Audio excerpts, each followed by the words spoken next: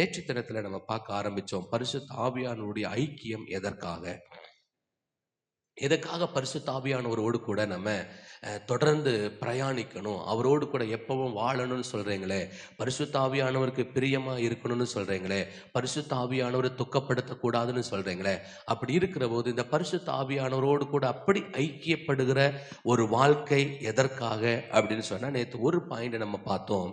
வேத வசனத்தில் இருக்கிற அந்த ஜீவனை தெரிந்து கொள்வதற்காக வேதத்தை வாசிக்கிறோம். வேதத்தினுடைய அந்த ஆழங்களை நம்ம தெரிந்து கொள்வதற்காக, வேதத்தினுடைய அந்த ரகசியங்களை அறிந்து கொள்வதற்காக இந்த பரிசுத்த ஆவியானவர் நமக்கு தேவை. ஏன்னா வேதம் தெளிவாய் சொல்லுகிறது, பரிசுத்த ஆவியானவர் என்ன செய்வார், அதாவது ஒவ்வொரு வார்த்தைகள்ல பைபிள் வசனத்துல ஒன்றும் ஜோடு இல்லாம இருக்காது, ஜோடு இல்லாம இருக்காது. ஒரு வசனத்துக்கு இன்னொரு ஜோடி வசனம் வேதாகமத்துல இருக்கும்.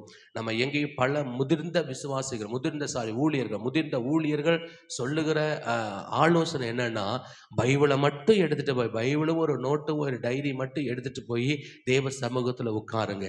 எந்த கண்கார்டன்ஸும் எந்த கமெண்ட்ரியும் எவ்வளவு பெரிய பரிசுத்தவான்களுக்கு வெளிப்படுத்தாத ரகசியத்தை கூட ஆண்டவர் உங்களுக்கு என்ன செய்வாரு, வெளிப்படுத்திடுவார். நீங்க இணை வசனத்தை கூட அந்த மொழிபெயர்ப்பை பார்க்கணும், இந்த மொழிபெயர்ப்பை பார்க்கணும், இந்த கமெண்ட்ரியை பார்க்கணும், இந்த கண்கார்டன்ஸை பார்க்கணும், இந்த டிக்ஷனரியை பார்க்கணும், எதுவுமே வேண்டாமா.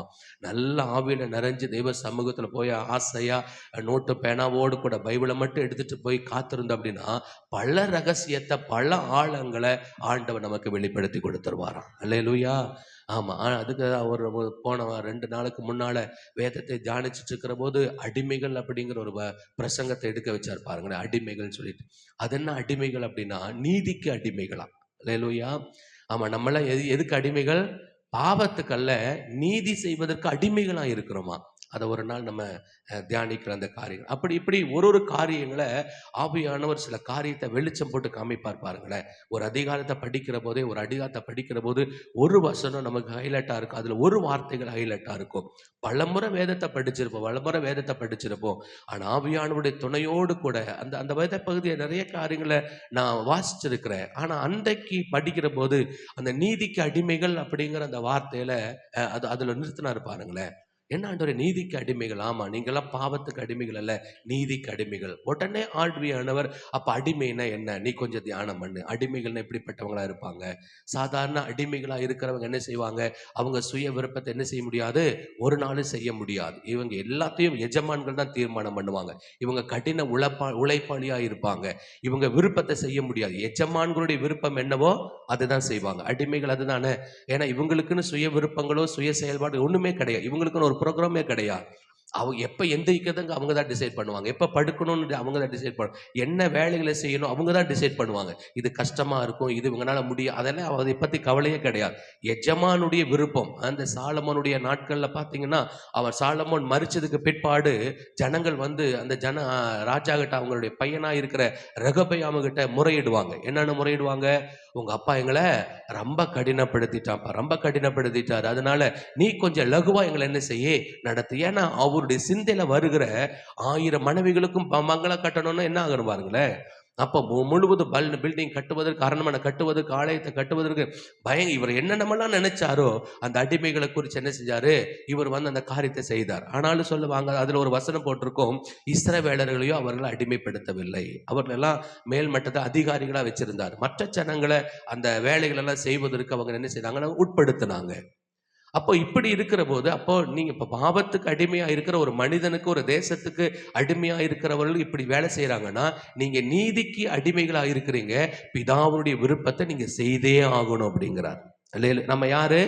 நீதிக்கு அடிமைகள். அதனால நமக்கு கஷ்டமா இருக்க ஆண்டவரே, இன்னைக்கு ஜெபம் பண்ண முடியாத ஆண்டவரே, சுவிசேஷம் சொல்ல முடியாத ஆண்டவரே, இன்னைக்கு சர்ச்சுக்கு எந்த தகுமானும் சொல்ல முடியாது.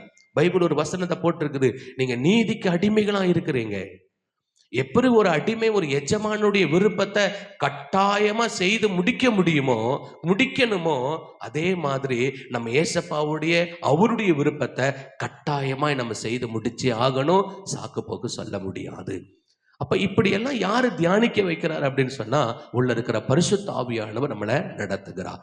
வேதாகமத்தில் இருக்கிற அந்த வெளிச்சத்தை, அந்த ஜீவனை கண்டு கொள்வதற்கு பரிசுத்த ஆவியானவர் நமக்கு தேவையாயிருக்கிறார். அடுத்தது பிதாவினுடைய அன்பு. இந்த பரிசுத்த ஆவியானவர் இல்லாம பிதாவினுடைய அன்பை என்ன செய்ய முடியாது, நம்மனால புரிந்து கொள்ள முடியாது. நீங்க ரோமர்கள் நிறுவம் 8வது அதிகாரத்துல நீங்க எடுத்துட்டீங்கன்னு சொன்னா, அந்த அன்பை, அதாவது தேவனிடத்தில் இருக்கிற வந்த அந்த அன்பை எப்படி நம்ம புரிந்து கொள்ள முடியும், அவருடைய அன்பை எப்படிப்பட்டதா நம்ம அந்த புரிந்து கொள்ள முடியும்? பரிசுத்த ஆவி இல்லாம, பரிசுத்த ஆவியானவர் இல்லாம பிதாவினுடைய அன்பை நம்ம புரிந்து கொள்ள முடியாது. ரோமர்கள் நிறுவம் 8வது அதிகாரம் 32வது வசனத்தை வாசிக்கலாமே. தம்முடைய சொந்த குமாரன் என்றும் பாராமல் நம் எல்லாருக்காகவும் அவரை ஒப்பு கொடுத்தார். அவரோட கூட மற்ற எல்லாவற்றையும் நமக்கு அருளாதிருப்பது எப்படி? அங்க சொல்லப்பட்டுகிற காரியத்தை கவனிங்க. தம்முடைய சொந்த குமாரன் என்றும் பாராமல் நம் எல்லாருக்காகவும் அவரை ஒப்பு கொடுத்தவர் யாருங்க? பிதாவாகிய தேவன். அப்போ இந்த வசனத்தினுடைய அந்த ஆழத்தை, இதனுடைய அந்த மகிமையை நம்ம புரிந்து கொள்ளணும் அப்படின்னு சொன்னா, ஏன்னா இது எந்த சூழ்நிலையில நம்ம படிக்க முடியும்னா, நமக்கு யாருமே இல்லை, நமக்கு உதவி செய்வதற்கு யாருமே இல்லை, ஆண்டவரும் என் ஜெபத்திற்கு பதில கொடுக்க மாட்டேறாரு அப்படிங்கிற சோர்ந்து போகிற போது இந்த வசனம் நமக்கு ஞாபகத்துக்கு வரும். என்னன்னு, பிதாவினுடைய அன்பு எவ்வளவு பெருசு, அவர் நம்ம மேல எவ்வளவு அக்கறை உள்ளவராக இருக்கிறாரு. தன் சொந்த குமாரனை, பைபிள் சொல்ற அவருடைய மடியில செல்ல பிள்ளையாய் தவழ்ந்து கொண்டிருந்தாருன்னு பைபிள்ல வசனம் சொல்லுது. அப்படி இருக்கிற போது அப்படிப்பட்ட அவர் சொந்த குமாரனை நமக்காக, அதுவும் சும்மா போய் விசாரிச்சுட்டு வா, யோசேப்பனுடைய தகப்பன் மாதிரி. யோசேப்பனுடைய தகப்பன் யாரு? வாலிபர் கூட்டத்தில் கேட்கிற மாதிரி கேள்வி கேட்கணும். யோசேப்பனுடைய தகப்பன் யாரு? ஆமா, யாக்கோப். இல்ல, யாக்கோப்பு. யாக்கோப் என்ன செஞ்சாரு? அவர் போய் தன் சகோதரர்கள் எல்லாம் விசாரிச்சுட்டு வான்னு சொல்லிட்டு நலம் விசாரிக்கிறதுக்கு அனுப்பினார். இப்படி அப்புறம் யோசுவா 2 வேவுக்காரர் அனுப்புறாரு. அவர் வேவு பார்த்துட்டு வரணும். அப்ப இப்படித்தான் இருக்குது. ஆனா பிதாவானவர் இயேசுவை அனுப்புகிற போது எப்படி அனுப்பினாரு? பலியாக அனுப்பினார். அல்லேலூயா. எல்லா தகப்பனுக்கும் அதாவது இருக்காத ஒரு காரியம். அதாவது ஆபிரகாம் தன்னுடைய மகனை கொண்டு போய் பலி செலுத்த போகிற போது கூட ஈசாக்கு கேட்கிறாரு, எல்லாமே இருக்குது, இது பலி செலுத்துறதுக்கு ஆடு இல்லையே அப்படின்னு சொன்ன உடனே அப்பவும் அவருக்கு விசுவாசம் இருந்தது, கர்த்தர் பார்த்து கொள்வாருன்னு சொல்லிட்டு. அல்லேலூயா. நீதான் அப்படிங்கிறத காரியத்தை சொல்லாம கர்த்தர் பார்த்து கொள்வாங்கிற போது ஏதோ ஒரு காரியம் உள்ள இருந்துச்சு. ஏன்னா தகப்பனுடைய இருதயத்தை பார்த்தவர், பிதாவினுடைய அன்பை பார்த்தவர். நிச்சயமா என் மகன் என்ன செய்ய மாட்டாரு, அவர் பலி செலுத்த. ஏன்னா நிறைய பேர் ஆண்டவரே ஓவர் த்ரோ பண்ணிருக்கிறாங்களே விசுவாசத்துல. இயேசு சொல்லி இருக்கிறார்ல, ஐயோ இஸ்ரவேலருக்குள்ள இப்படிப்பட்ட விசுவாசத்தை நான் பார்க்கல அப்படின்னு சொல்லிட்டு ஆண்டவரையே ஆச்சரியப்படத்தக்க வகையில விசுவாசத்துல வல்லவலா இருந்திருக்கிறாங்கல்ல. அப்போ அதாவது 100க்கு அதிபதி ஆனாலும் சரி, கானானியஸ்தரியா இருந்தாலும் சரி, இவர்களுடைய விசுவாசத்தை எல்லாம் பார்த்து ஆண்டவர் மிரண்டு போறார். அப்போ இவர்களுடைய விசுவாசத்தையே பார்த்து மிரண்டு போகிற ஆண்டவர், இவர் ஆபிரகாம் விசுவாசத்தின் தகப்பனா இருக்கிறார். அப்ப இவருக்குள்ள விசுவாசம் இருக்கணுமல்ல, அந்த விசுவாசத்தின் அடிப்படையில தான் கர்த்தர் பார்த்துக்குவார் அப்படிங்கிறார். இவருக்கு கூட ஒரு நம்பிக்கை இருக்குது. அதுக்கப்புறம் வேலைக்காரர்கிட்ட சொல்லிட்டு போகிற போது என்னதான் சொல்லிட்டு போறாரு, நாங்க போயிட்டு திரும்பி வருவோம்ப்பா அப்படிங்கிறார். நான் திரும்பி வருவேன்னு சொல்லல, நாங்க திரும்பி வருவோம் அப்படிங்கிறார். இப்படிப்பட்ட நம்பிக்கை இருக்கிறது. என் மகனை ஆண்டவர் என்ன செய்ய பலி செலுத்துவதற்கு அனுமதிக்க மாட்டாரு. அவர் இரக்கமுள்ள தேவர், இவ்வளவு தூரத்துல என்னை நடத்தினவர். என்னுடைய அங்கலாய்ப்பை பார்த்து அவரே சொல்றார், உன்னுடைய ஏகசுதனும் உனக்கு பிரியமான குமாரனா இருக்கிற பையன், இவ்வளவெல்லாம் ஆண்டவர் என் பையன் மேல இருக்கிற அந்த அன்பை எல்லாம் விவரிச்சு சொல்லுகிற ஆண்டவர் என்னை விட்டு அவரை பிரிக்க மாட்டாருங்கிறத, பிதாவை குறித்த ஒரு பெரிய ஒரு ஏக்கம் அவருக்கு இருந்துச்சு, பெரிய நம்பிக்கை இருந்துச்சு.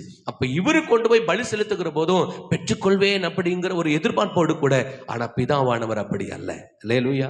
அவர் தன் சொந்த குமாரனை பூமிக்கு அனுப்பினதே மரிப்பதற்காகத்தான். அவர் மறுபடியும் ஒரு கஷ்டப்பட மாட்டாரு, சிலுவையினுடைய அந்த காரியத்தை அனுபவிக்க மாட்டாரு, எப்படியாவது அதிலிருந்து தப்பித்துக் கொள்ளலாம் அப்படிங்கிற எண்ணத்துல ஒரு நாளும் பிதாவாகிய தேவன் இயேசுவை அனுப்பல. அவர் அனுப்பினதே, நீ பல பாடுகள் படணும், அவமானங்கள் படணும், நிந்தைகள் அனுப்பணும், எல்லா ஜனங்களுக்காக ஒரே பலியாகிய, ஒரே பாவ பலியாக நீங்க மரிக்கணும் அப்படிங்கிறதுக்காகவே அவர் குமாரனாகிய இங்கே இறங்கி வந்தார். அல்லேலூயா. இந்த அன்பை புரிந்து கொள்ளணும்னா பரிசுத்த ஆவியானவர் வேணும். இல்லைன்னா பிதாவினுடைய அன்பை என்ன செய்ய முடியாது, புரிந்து கொள்ள முடியாது. இங்க 3:16 என்ன சொல்லுது?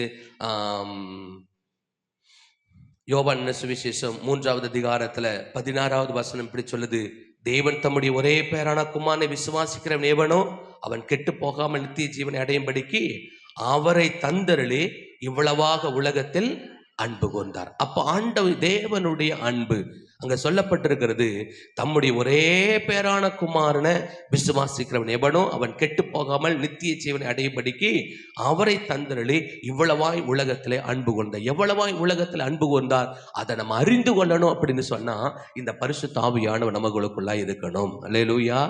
பரிசுத்த ஆவியான் ஏன் துக்கப்படுத்தக்கூடாது? பரிசுத்த ஆவியானோடு கூடவே ஒரு வாழ்க்கை ஏன் நம்ம வாழணும் அப்படின்னு சொன்னா பிதாவினுடைய அந்த அன்பை என்ன செய்யணும்? நம்ம பெற்றுக்கொள்ளணும். பிதாவுடைய அன்பை புரிந்து கொள்ளணும் அப்படின்னு சொன்னா நம்ம ஏன் இன்னைக்கு தவறு செய்கிறோம், ஏன் பின்மாற்றத்துல போகிறோம், ஏன் ஆண்டவருடைய சமூகத்துல வருவதற்கு யோசிக்கிறோம், ஏன் தேவ சமூகத்துல வருவதற்கு நமக்கு பாரமா இருக்குதுன்னா பிதாவினுடைய அன்பு தெரியல. எவ்வளவு பெரிய தியாகத்தை செஞ்சிருக்கார், தன் சொந்த குமாரனை அதுவும் பலியாக கொடுத்திருக்கிறாருன்னா அவருடைய இருதயம் எவ்வளவு பெருசு, அவருடைய அன்பு எவ்வளவு பெருசு அப்படிங்கறது என்ன செய்யறதில்ல, நம்ம புரிந்து கொள்ளாததுனாலதான் தேவ சமூகத்தை வழுகிறது நமக்கு கஷ்டமா இருக்குது. ஆண்டவரை ஆராதிக்கிறது, வேதத்தை வாசிக்கிறது, ஆண்டவருக்கு அடுத்த காரியத்துல தேவ சமூகத்தில் அமர்ந்திருக்கு நமக்கு போரா இருக்குது, பெரிய பாரமா இருக்கிறதுக்கு காரணம் என்னன்னா பிதாவுடைய அன்பு தெரியல. அப்ப நம்மளுடைய அன்பு தெரிஞ்சாவே அவர் பிதாவாகிய தேவன் தன் சொந்த குமாரன பூமி எனக்காக நான் நித்திய ஜீவனை அடையும்படியாக, நான் பரிசுத்தமாகணுங்கிறதுக்காக, நான் பரலோக ராஜ்யம் போகணுங்கிறதுக்காக அவருடைய சொந்த குமாரனையே எனக்காக கொடுத்தாரு அப்படின்னு சொன்னா இன்னும் தேவன் என்ன செய்வோம்? நம்ம ஆராதிப்போம். ஆண்டவர் மேல இன்னும் அதிகமா நமக்கு அன்பு வரும், நிறைய விசுவாசம் நம்மளுக்கு வரும். இதை தூண்டுகிறவர் பரிசுத்த ஆவியானவர் தான். அப்போ ஒவ்வொரு வசனத்திலையும் பிதாவுடைய அன்பு எவ்வளவு பெருசுங்கிறத நம்ம அறிந்து கொள்ளணும்னு சொன்னா பரிசுத்த ஆவியானவர் நமக்குள்ளாக ஆளுகை செய்வதற்கு நம்ம விட்டு கொடுக்கணும். அடுத்தது இயேசு கிறிஸ்துவனுடைய அந்த கிருபை பிதாவினுடைய அன்பும், அதாவது கொரிந்து சபையை பவுல் வாழ்த்துகிற போது இப்படித்தான் வாழ்த்துகிறார். இயேசு கிறிஸ்துவனுடைய கிருபையும் பிதாவினுடைய அன்பும் பரிசுத்த ஆவியானுடைய ஐக்கியமும் உங்களுக்கு உண்டாயிருப்பதாக. அப்ப இந்த காரியம் நமக்கு தெரியணும். அதாவது கிறிஸ்துவனுடைய இயேசுவினுடைய அந்த கிருபையை நம்ம பெற்றுக்கொள்ளணும். அவருடைய கிருபை எவ்வளவு அதிகமா இருக்கிறது அப்படிங்கிறத நம்ம அறிந்து கொள்வதற்கு இந்த பரிசுத்த ஆவியானவர் நமக்கு தேவை. அல்லேலூயா. அப்ப அது பிதாவினுடைய அன்புங்கிறதுக்கு ஓகே. கிறிஸ்துவனுடைய இரக்கம் அப்படின்னா அவருடைய இரக்கத்தை அறிந்து கொள்வதற்கு, கிறிஸ்துவனுடைய கிருபையை அறிந்து கொள்வதற்கு நான் பாருங்களேன், நம்ம அது பைபிள் சொல்லுதில்ல, ஒருவன் அதாவது ஒரு மனிதன் ஒருவனுக்கு மரிச்சன, நல்லவனுக்காக ஒரு மனிதன் என்ன செய்வான்? மரிப்பான். இல்ல, நல்லவனுக்காக ஒரு மனிதன் இருப்பான், நண்பர்களுக்காக ஒரு வேளை ஒருத்தர் என்ன செய்வான்? மரிப்பான். ஆனா பாவிகளா இருக்கையில, இன்னும் நீங்க எபேசியர் நிருபம், நம்ம எப்படிப்பட்டவனா இருக்கிற போது இயேசு நமக்காக மரித்தார், அவருடைய கிருபை அவருடைய இரக்கம் எவ்வளவு பெருசு இருக்குன்னு பார்த்தலாமே. எபேசியர் நிருபம் 2வது அதிகாரத்தை எடுத்துக்கொள்ளலாம். 2வது அதிகாரம் 1 வாசிங்க. அக்கிரமங்களினாலும் பாவங்களினாலும் மரித்தவர்களாயிருந்த உங்களை உயிர்ப்பித்தார். அவைகளில் நீங்கள் முற்காலத்திலே இவ்வுலக வழக்கத்திற்கு ஏற்றபடியாகவும் கீழ்ப்படியாமின் பிள்ளைகளிடத்திலே இப்பொழுது கிரியை செய்கிற ஆகாயத்து அதிகார பிரபுவாகிய ஆவிக்கேற்றபடியாகவும் நடந்து கொண்டீர்கள். அவர்களுக்குள்ளே நாம் எல்லாரும் முற்காலத்துல நமது மாம்ச இச்சையின்படியே நடந்து, ரட்சிக்கப்படுவதற்கு முன்பாக இப்படித்தான் நம்ம வாழ்ந்துட்டு இருந்தோம். நமது மாம்சமும் மனசும் விரும்பினவைகளை செய்து சுபாவத்தினாலே மற்றவர்களைப் போல கோபாக்கினியின் பிள்ளைகளாய் இருந்தோம். தேவனோ இரக்கத்தின் ஐஸ்வர்யம் உள்ளவராய் நம்மில் அன்பு கூர்ந்து தம்முடைய மிகுந்த அன்பினாலே அக்கிரமங்களில் மரித்தவளாயிருந்த நம்மை கிறிஸ்துவுடனே கூட உயிர்ப்பித்தார். கிருபையினாலே ரட்சிக்கப்பட்டீர்கள். கிறிஸ்து இயேசுவுக்குள்ளாய் அவர் நம்மிடத்தில் வைத்த தயவினாலே நம்முடைய கிருபையின் மகா மேன்மையான ஐஸ்வர்யத்தை வரும் காலங்களிலே விளங்க செய்வதற்காக கிறிஸ்து இயேசுவுக்குள் நம்மை அவரோடு கூட எழுப்பி உன்னதங்களிலே அவரோடு கூட உட்காரவும் செய்தார். கிருபையினாலே விசுவாசத்தை கொண்டு ரட்சிக்கப்பட்டீர்கள். இது உங்களால் உண்டானதல்ல, இது தேவனுடைய ஈவு. ஒருவரும் பெருமை பாராட்டாதபடிக்கு இது கிரிகளினாலே உண்டானதல்ல. ஏனெனில் நற்கிரிகளை செய்கிறதற்கு நாம் கிறிஸ்து இயேசுவுக்குள் சிருஷ்டிக்கப்பட்டு தேவனுடைய செய்கையாய் இருக்கிறோம். அவைகளிலே நாம் நடக்கும்படி அவர் முன்னதாக அவைகளை ஆயத்தம் பண்ணி இருந்தார். ஆனபடினாலே முன்னே மாம்சத்தின்படி புறஜாதியாராயிருந்து மாம்சத்தின் கையினாலே செய்யப்படுகிற விருத்த சேதனம் உடையவர்களால் விருத்த சேதனம் இல்லாதவர்கள் எனப்பட்ட நீங்கள் அக்காலத்திலே கிறிஸ்துவை சேராதவர்களும் இஸ்ரவேலுடைய காணியாட்சிக்கு புறம்பானவர்களும் வாக்குத்தத்தத்தின் உடன்படிக்கைகளுக்கு அந்நியரும் நம்பிக்கை இல்லாதவர்களும் இவ்வுலகத்தின் தேவனற்றவர்களுமா இருந்தீர்கள் என்று நினைத்து கொள்ளுங்கள். முன்னே தூரமா இருந்த நீங்கள் இப்பொழுது கிறிஸ்து இயேசுவுக்குள் கிறிஸ்துவின் இரத்தத்தினாலே சமீபமானீர்கள். அல்லேலூயா. அந்நியராக இருந்தோம், தேவனற்றவர்களாக இருந்தோம், புறஜாதிகளாக இருந்தோம், ஆண்டவருக்கு விரோதிகளாக இருந்தோம். டோட்டலா சொன்னோம்னா ஆண்டவர் விருப்பப்படுகிற ஒரு வாழ்க்கை நம்ம வாழவே இல்லை. ஆனாலும் இப்ப நீதிமான்களாக நம்ம ரட்சிக்கப்பட்டு ஆண்டவருடைய சபையில வந்து உட்கார்ந்து அவர் ஆராதித்துட்டு இருக்கிறோம். இந்த பலன், இந்த ஆசீர்வாதம், இந்த நன்மை எப்படி கிடைச்சதுன்னா இயேசு கிறிஸ்துவனுடைய கிருபையினால கிடைச்சது. அல்லேலூயா. நாம் அடிக்கப்பட வேண்டிய இடத்துல அவர் அடிக்கப்பட்டார், நம்ம அவமானப்பட வேண்டிய இடத்துல அவர் அவமானப்பட்டார், நம்ம வேதனை அனுபவிக்க வேண்டிய இடத்துல அவர் வேதனையை அனுபவித்து நம்ம அந்த நீதிக்குரிய, நம்ம அந்த நித்திய ராஜ்யத்தை பெற்றுக்கொள்ளணும், அந்த பரலோக பாக்கியத்தை பெற்றுக்கொள்ளணுங்கிறதுக்காக நமக்காக எல்லாவற்றையும் அவர் செய்தார்ல. நம்ம செய்ய வேண்டியது எல்லாவற்றையும் அவர் செய்து முடிச்சிட்டாரு. அதுதான் இயேசப்பாவுடைய கிருபை. அல்லேலூயா.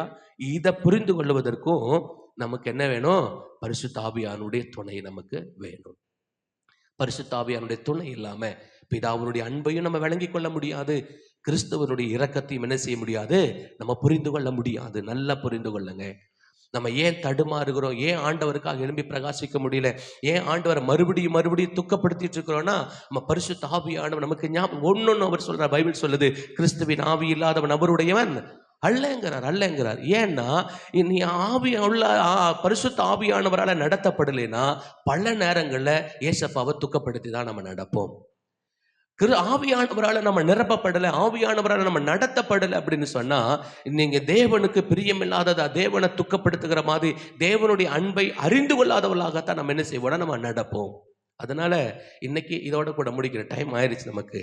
ஏன்னா நான் பரிசுத்த ஆவியானவர் தேவனுடைய அன்பையும் கிறிஸ்துவனுடைய இயேசுவினுடைய கிருபையையும் நமக்கு புரிந்து கொள்வதற்கு அவர் உதவி செய்கிறவராக இருக்கிறார். அதனால இந்த பரிசுத்த ஆவியானவரை நேற்று தினத்துல இந்த ரோமர் 8வது அதிகாரம் தான் படிச்சுட்டு இருக்கும் போது, ஏன் இந்த ஆவிக்குள்ள மனுஷன் வேணும், இந்த ஆவியானவரோடு கூட ஏன் நடக்கணும்னு சொன்னா, அதாவது நம்முடைய தேவன் ஆவியா இருக்கிறதுனால நம்மளும் ஆவியானவரோடு கூட இணைந்தா தான் அவருடைய சகல காரியத்தை நம்ம பெற்றுக்கொள்ள முடியும். நம்ம மாம்சீகத்திலிருந்து அப்படின்னா எல்லாமே முரண்பாடா இருக்கும். இன்னைக்கு நம்ம நம்புற நம்பிக்கையை, நம்ம விசுவாசிக்கிற விசுவாசத்தை வெளியிருக்கிற ஜனங்கள் விசுவாசிக்க மாட்டேங்கிறாங்க.